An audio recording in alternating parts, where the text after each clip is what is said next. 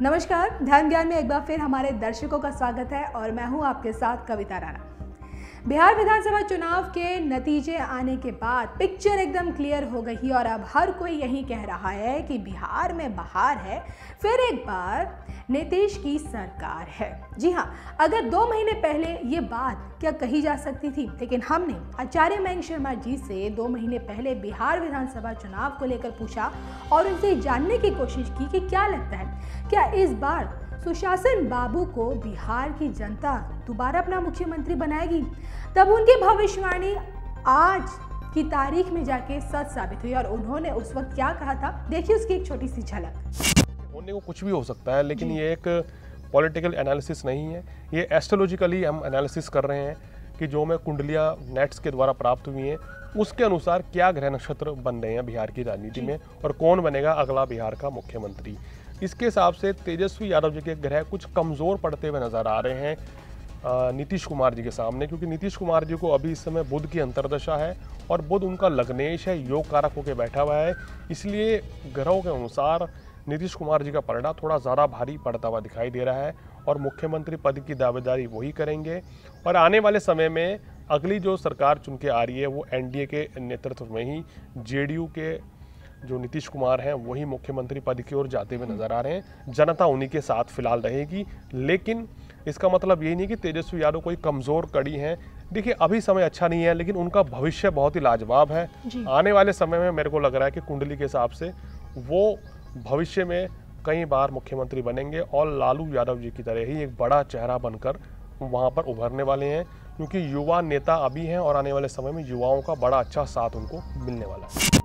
तो देखा आपने, एक तरफ जहां आचार्य मयंक शर्मा जी की भविष्यवाणी सच साबित हो गई है, फाइनली दोबारा से बिहार की जनता ने नीतीश कुमार को अपना मुख्यमंत्री चुना है। अगर चुनावी नतीजों पर एक तरफ नज़र डालें तो इस पूरे चुनाव में तमाम सभाओं में उमड़ते लोगों की भीड़, तमाम चुनावी पंडित कहें या फिर ज्योतिषाचार्य कहें, उन सब की भविष्यवाणी तेजस्वी यादव के नेतृत्व में हो रहे महागठबंधन के पलड़े को भारी कर रही थी। लेकिन नतीजे जैसे ही सामने आए एकदम पिक्चर क्लियर हो गई कि अब की बार नीतीश की सरकार बनने जा रही है। लेकिन हैरान करने वाली बात है कि इस बार मंगलवार को आए नतीजों में कहीं ना कहीं पीएम मोदी की कुंडली में बैठे मंगल नीतीश कुमार का मंगल करके चले गए, क्योंकि पहली बार बिहार में बीजेपी को 74 सीटें हासिल हुई हैं और ये कहा जा रहा है कि मोदी मैजिक की वजह से नीतीश कुमार इस बार अपनी मुख्यमंत्री की कुर्सी बचा पाए हैं। अब ऐसे में ये सवाल उठता है कि किस प्रकार पीएम मोदी का साथ इस बार नीतीश कुमार की नैया उनके साथ में लगवा दी है, आखिर कैसे और इसके पीछे का ग्रह नक्षत्र क्या कुछ कहता है, किस तरह से पीएम मोदी का साथ इस बार नीतीश कुमार के लिए लक लेकर आया।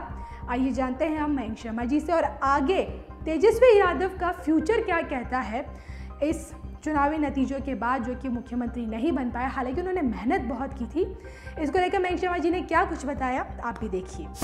नमस्कार दर्शकों, मैं हूं ज्योतिषाचार्य मयंक शर्मा। हमारे यूट्यूब चैनल में आप सभी का बहुत बहुत स्वागत है। तो दर्शकों, एक बार फिर से बिहार में एनडीए की सरकार बनने जा रही है और एनडीए ने नीतीश कुमार जी के नेतृत्व में चुनाव लड़ा था। बीजेपी ने पहले कह रहा था कि नीतीश कुमार ही हमारे मुख्यमंत्री होंगे और भारी बहुमत के साथ, यानी कि पूर्ण बहुमत के साथ 125 सीटों के साथ एनडीए ने चुनाव जीत लिया बिहार का। जी हाँ दर्शकों, तो दर्शकों हमने आपको काफ़ी पहले ही बता दिया था, अपने वीडियो में भविष्यवाणी की थी कि बिहार में इस बार नीतीश कुमार ही अगले मुख्यमंत्री बनने जाएंगे, क्योंकि एनडीए के नेतृत्व में चुनाव लड़ा जाएगा और ये दोनों दल मिलकर बहुमत जुटा लेंगे और भाजपा और जेडीयू की सरकार वहाँ मिलकर बनेगी और नीतीश कुमार ही अगले मुख्यमंत्री होंगे।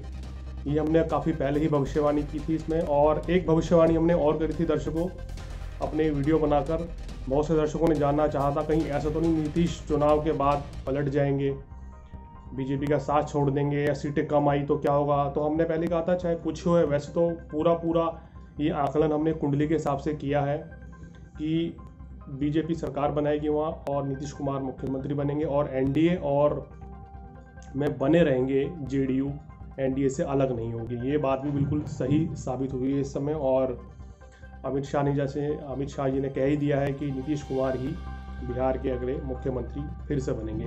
तो दर्शकों, ये हमारी भविष्यवाणी पर एक बार फिर से मोहर लगती है। और इससे पहले भी हमने कई भविष्यवाणी करी थी, पॉलिटिकल प्रेडिक्शन, जो कि आप हमारे पेज पर देख सकते हैं, सुन सकते हैं।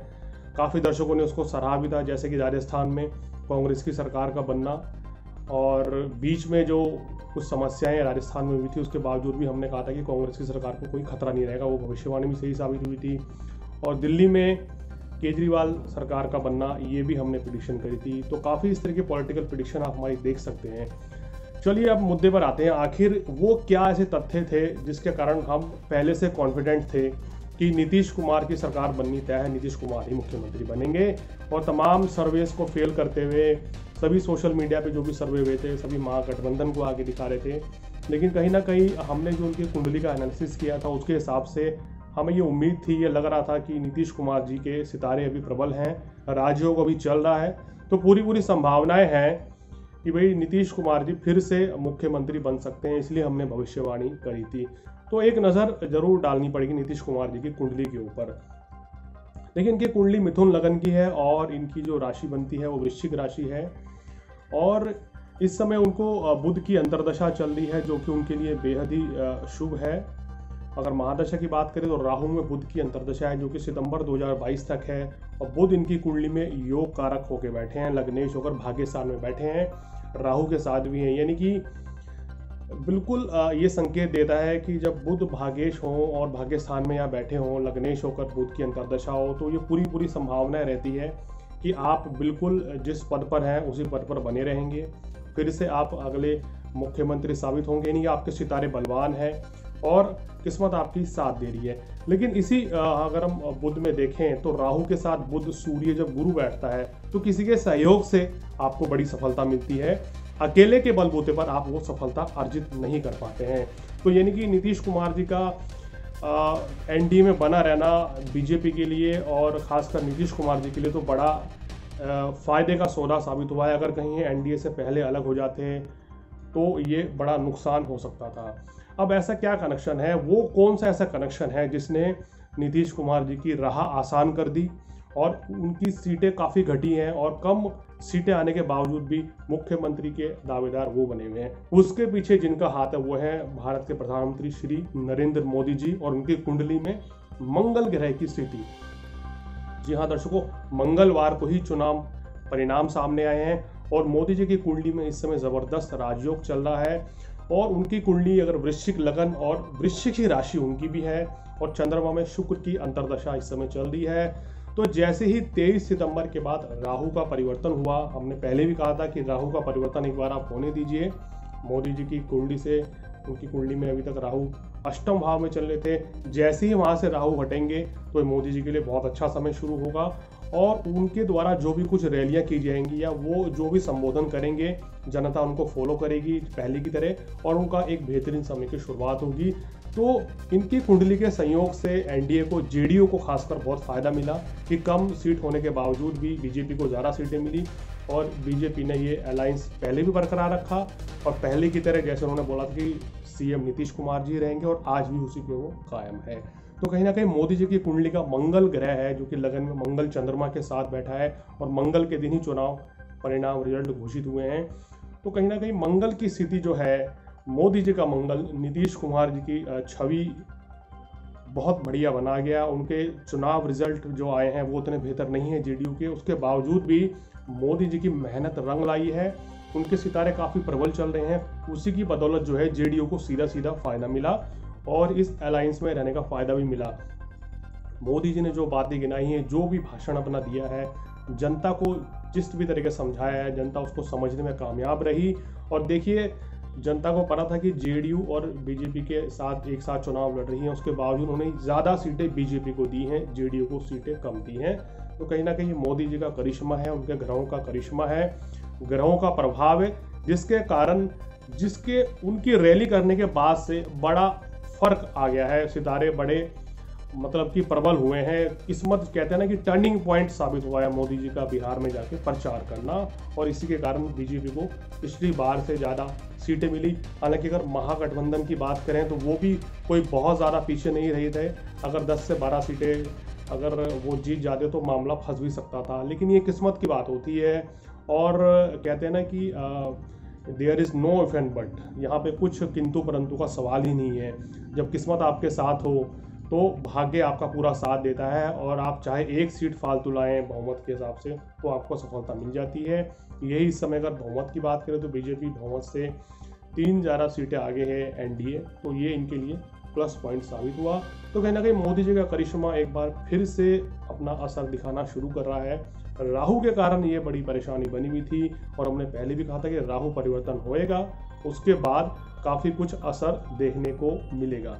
दर्शकों, हमने एक प्रिडिक्शन और करी थी, अगर आप हमारी वीडियोस देखेंगे, जिसमें हमने तेजस्वी यादव जी की कुंडली का बहुत गहराई से एनालिसिस किया था, और बहुत से लोगों ने जानना चाहता क्या तेजस्वी जो हैं मुख्यमंत्री अभी बनेंगे 2020 के इलेक्शन में, क्या उनकी संभावना है। देखिए, उनकी कुंडली में कहीं ना कहीं कुछ ग्रहों की स्थिति इतनी मजबूत नहीं थी, जिसके कारण वो नज़दीक आते हुए भी इस पद से रह गए, मतलब कि चूक गए हैं।